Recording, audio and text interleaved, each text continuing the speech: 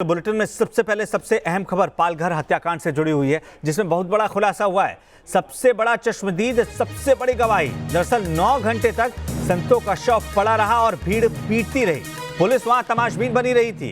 News nation के exclusive पड़ताल में यह खुलासा हुआ है कि पुलिस वहां पर सिर्फ और सिर्फ तमाशा देखने के लिए खड़ी थी। पुलिस की तरफ से कोई भी कोशिश नहीं हुई कि 9 घंटे तक जिन संतों को पीट पीट कर मौत के घाट उतार दिया गया है, उनका शव वहां पड़ा रहा और लोग उसे शत विक्षत करते रहे। सबसे बड़े चश्मदीद की सबसे बड़ी गवाही सिर्फ न्यूज नेशन पर इस वक्त आप देख रहे हैं। आपको बता दें कि न्यूज नेशन ने ग्राउंड रिपोर्ट आप तक पहुंचाई थी। न्यूज नेशन के सहयोगी वहां पर लगातार पहुंचे। वहां की जो सच्चाई है वो पूरी दुनिया के सामने उन्होंने रखी। ये बताया कि वहां सिर्फ 1 या 2 पुलिस वाले नहीं, बल्कि वहां 6 से ज्यादा पुलिस वाले मौजूद थे। चश्मदीद ने क्या कुछ कहा है, ये आप सुनिए। की चोर आहेत म्हणून बॉम्बा मारले आणि मारहाण त्याला सुरुवात केली।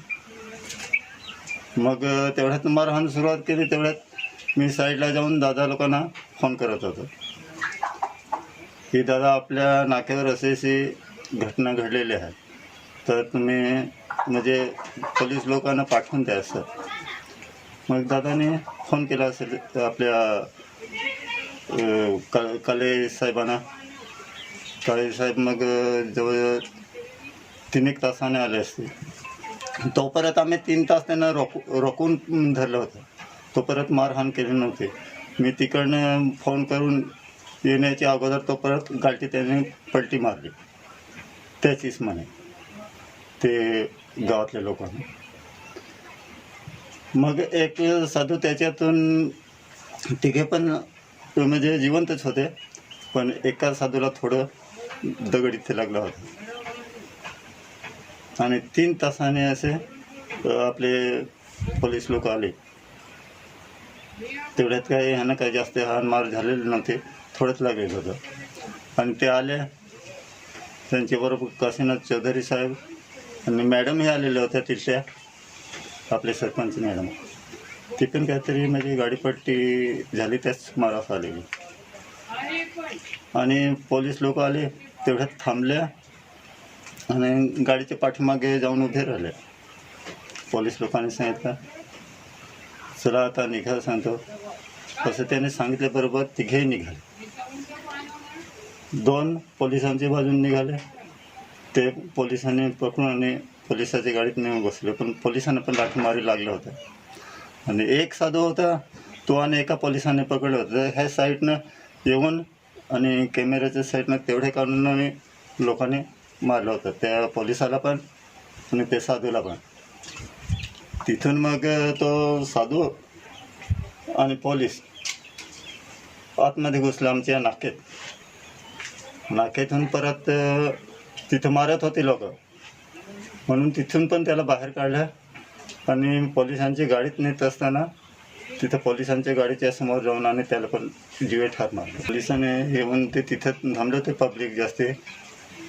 पब्लिक म्हणजे भरपूर होते। पब्लिक जवळजवळ 900च्या जास्त पब्लिक होते, पण तिथं पोलीस लोक म्हणजे त्यांना पण मारलं होतं, तर थोडे साईडला पोलीस पण उभे राहिले होते, कारण आम्हाला पण मारतील असं। तो मतलब वहाँ पे पुलिस ने कुछ किया नहीं किया। ज्यावेळेस मारत होतं त्यावेळेस की त्यांना अजिबात मारू नका असं त्याने हात जोडून त्यांना विनंती केली लोकांना, पण ते पण काय ऐकले नाही।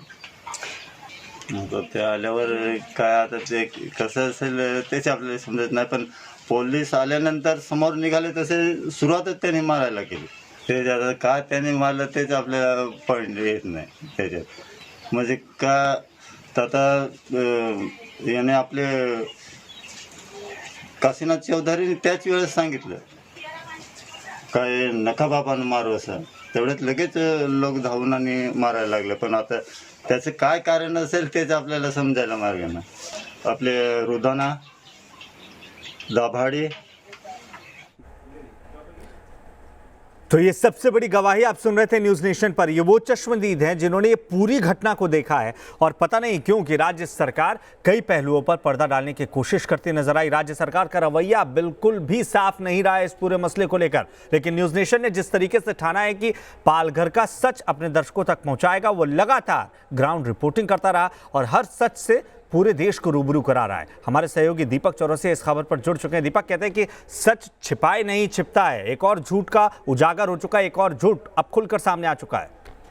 अक्षय, सबसे बड़ी बात और सबसे बड़ी बात ये कि संतों की लाश वहां 9 घंटे पड़ी रही। 9 घंटे पड़े रहना कितनी निर्ममता और क्रूरता है पालघर और महाराष्ट्र पुलिस की, ये आपको बताती है। सवाल ये है कि जब पीट पीट कर संतों को मार दिया गया, उसके बाद भी पुलिस फोर्स उनके शवों को वहां से उठाकर नहीं ले गई। 9 घंटे तक 3 लोगों की लाश दुनिया के सबसे बड़े लोकतंत्र के एक सड़क पर पड़ी रही। क्यों? सवाल ये उठता है। रात में किसी को भी पकड़ने की कोशिश नहीं की गई। क्या कर रहे थे पालघर के एसपी?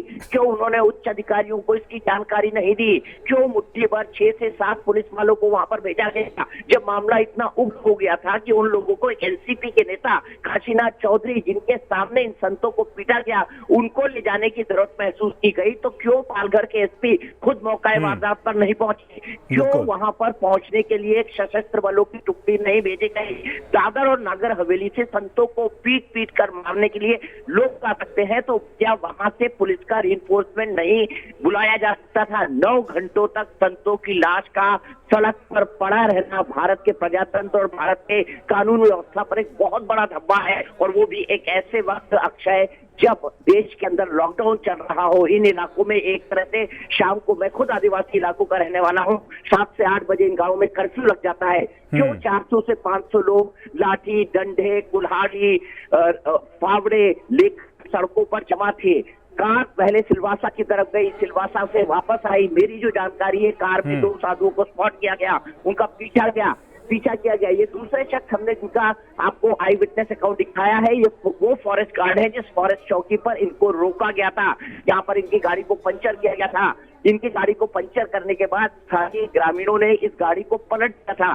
2 घंटे तक 70 वर्ष के कल्पवृक्ष गिरी महाराज जी गाड़ी के अंदर उल्टे होकर फंसे रहे। गाड़ी उलट चुकी थी, ड्राइवर उलट चुके थे और उनके साथ सुशील गिरी महाराज वो उलट चुके थे, कल्पवृक्ष गिरी महाराज उलट चुके थे। 2 घंटे तक वो पलटी हुई गाड़ी में पड़े रहे। फॉरेस्ट गार्ड ने, चित्रा चौधरी ने बचाने की बहुत कोशिश की। सवाल कई खड़े होते हैं, आखिर संतों को देखने के बाद 2.5-3 घंटे तक ये मामला चलता रहा, जैसे जसप्रीत बता रहे हैं। क्या दिख के नहीं लगता ये संत है? क्या दिख के नहीं लगता है साधु है? और अगर वहां पर चोरी की अफवाह थी तो उस पर निस्तारण करने के लिए स्थानीय पुलिस ने क्या किया? सिर्फ लीपापोती हो रही है जांच के नाम पर। और हम लगातार 16 तारीख को ये घटना हुई थी, 3 दिन तक इसको दबा कर रखा गया। 19 तारीख को हमने खबर ब्रेक की, तब से हर दिन हम नए खुलासे कर रहे हैं। और इस हत्याकांड के अंदर कई एंगल, एक वामपंथ है, आदिवासियों को भड़काने वाले संगठन है, क्रिश्चियन मिशनरीज है, अर्बन नक्सल्स है, और इस के तार हम लगातार प्रूव करते रहे। एक के बाद एक तमाम झूठ खुलकर सामने आ रहे हैं। दीपक, सवाल ये उठता है कि किसके शय पर ये सब होता रहा? क्यों महाराष्ट्र सरकार पर्दा डालने की कोशिश करती रही तमाम पहलुओं पर? सवालों के घेरे में तो महाराष्ट्र सरकार शुरू से ही है। देखिए, इस पे जो मेरी जानकारी निकल कर सामने आई और मेरी इन्वेस्टिगेशन ने खुलासा कर दिया, पिछले 5 साल से वहां पर भारतीय जनता पार्टी का सरपंच था। लेकिन अब जब सत्ता बदली तो वहां पर सीपीएम का सरपंच हो गया है। और वामपंथ जिन जिन इलाकों में होता है वहां पर खूनी झड़पें होती है। खूनी झड़पों का सिलसिला, धर्मांतरण का सिलसिला, हिंदू देवी देवताओं के नाम को बदनाम करने का सिलसिला, इसके स्थापित तथ्य हम लगातार अपनी इन्वेस्टिगेशन में बता चुके हैं। दरअसल जो गुंडागर्दी लेफ्ट के संगठनों की होती है, वो एक बार फिर से वहां करना चाहते थे, क्योंकि उनका राज एक बार फिर वापस आ गया था प्रत्यक्ष रूप से, क्योंकि एनसीपी और वहां पर सीपीएम का अलायंस है, उसी अलायंस के मेले बने थे। और उनकी ये चेष्टा होती थी कि गाँव के इलाकों में जाओ और अपना दबदबा कायम रखने के लिए वहां पर मारपीट करो। इसी के लिए मारपीट हो रही थी। और चूंकि यहाँ पर हिंदू देवी देवताओं के खिलाफ आदिवासियों को, भोले भाले आदिवासियों को भड़काया जाता है, उनको ये समझाने की कोशिश की जाती है आप हिंदू नहीं है, उनको ये समझाने की कोशिश की जाती है कि भाई जल जंगल जमीन सब आपका है, यहाँ पर जो भी आए उसे घुसो, मारो, सनातन धर्म आपके खिलाफ। तो ये तमाम बातें वहां पर होती हैं। तो संतों को मिले, भड़कती हुई भीड़ थी, उन्होंने उनको मार दिया। मेरे ख्याल से जो सबसे बड़ा पर्दा डाला जा रहा है वो वहां की इन परिस्थितियों को महाराष्ट्र सरकार नजरअंदाज कर रही है। के बाद गौरव सिंह को छुट्टी पर भेजना वहां के ये भी सवाल खड़ा करता है। और सवाल ये खड़ा करता है कि उद्धव सरकार बहुत देर करती मेहरबा आते आते।